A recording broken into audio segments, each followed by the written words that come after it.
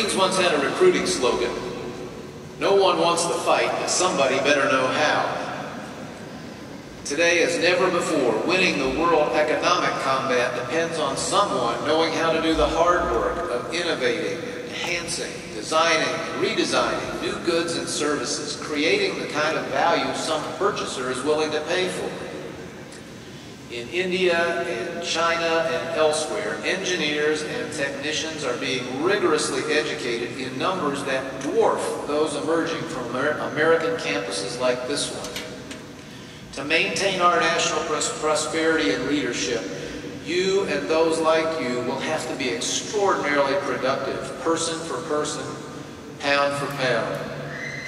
Much as 300 Spartans saved the world's first democratic society, or a few hundred young pilots saved Britain from the Nazis, the young scientists of the next generation will be the critical frontline protectors of our way of life and our national success. In case that's not already too heavy a load to lay on you, here's more. Even while you're designing, devising, and deploying the innovations that make tomorrow better, I hope you will make time to be active, vocal citizens. Our nation can no longer afford the luxury of its best scientific minds tending to their technical knitting and leaving major public decisions to the lawyers and career politicians.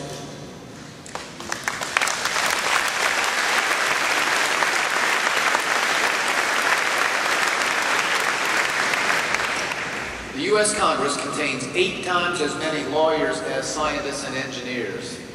In the Indiana General Assembly, only 5 of 150 members have a technical background.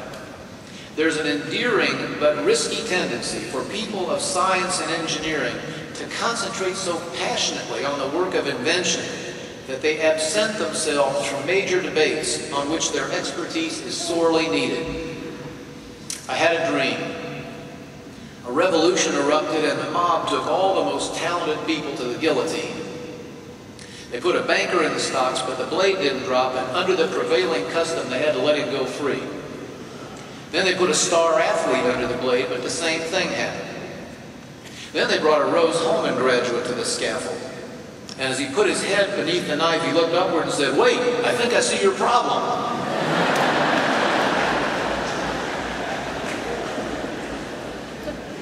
We have passed the time when our best scientific minds can devote themselves solely to their chosen work or to solving huge, avoidable problems after others have caused them. The issues that now face our country often require a technical understanding or a grasp of statistics or cost-benefit analysis or an appreciation of the scientific method with which the general public is not equipped, and which our politicians neither understand nor particularly want to. People like those Rose-Hulman produces must increasingly challenge not just the design of the guillotine, but the policies that would put it there in the first place. Let's take just one example.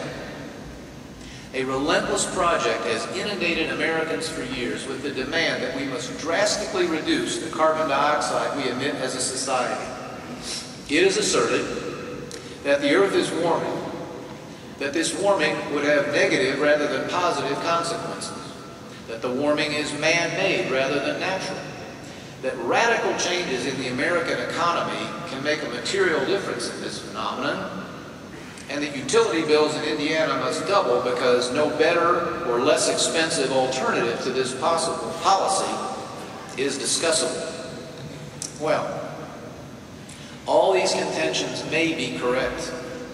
It may be that they will all be borne out over the coming decades, but the average citizen has no way to be sure of that for now. Although there are scientists and scientific studies that are deeply skeptical of all these claims, they are rarely heard in what passes for public debate. The debate so far has been dominated by experts from the University of Hollywood and the PC Institute of Technology.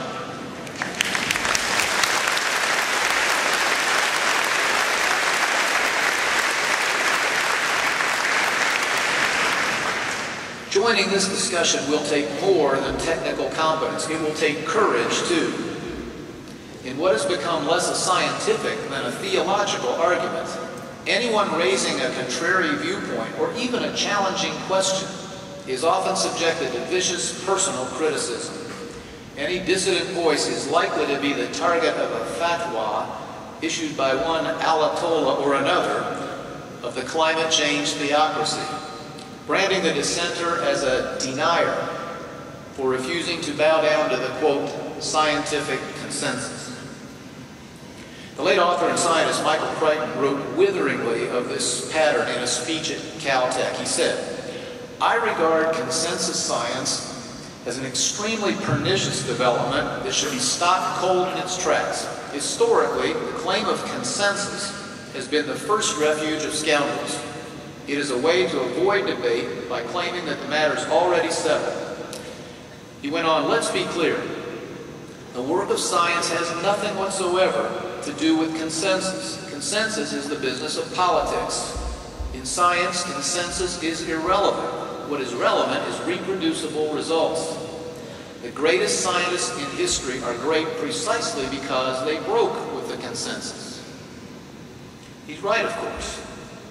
Galileo was a denier. Darwin was a denier. Einstein denied virtually everything men, quote, knew at the time. Crichton concluded by saying, "There is no such thing as consensus science. If it's consensus, it isn't science. If it's science, it isn't consensus, period." Defending the scientific method and reaching scientifically sound public decisions will require credible people to speak up. When I say these things, that's just one more politician spouting off. If a Rose-Hulman grad says them, people will have to listen.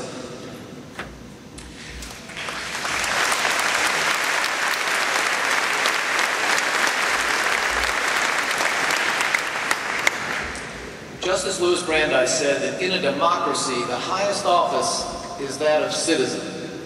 I ask you today to add the pursuit of that high office to your career to-do list. I have enormous confidence in your professional success. You will be great chemies, civil-es, mechanical-es, all those other kind of E's.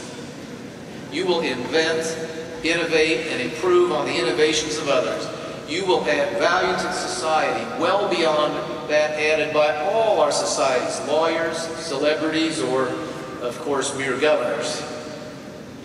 But to protect the prosperity and the freedom which made this school and your matchless education possible, I hope you will be vigorous citizens along the way. If it seems like a lot to ask, remember what you've just accomplished. After Rickard's math class, or Sauer's chemistry, or Maloney's physics, being great engineers and great citizens will be like a stroll around Speed Lake. I leave you with one of President Reagan's favorite stories. A man's friend was expanding his business, so he ordered a floral arrangement sent to the grand opening. On arrival at the ceremony, he was shocked to find his flowers with a card reading, "Rest in peace." When he called to complain, the florist told him, "Sir, calm down and think of it this way. Somewhere today, a soul was buried under a sign that said, 'Good luck in your new location.'"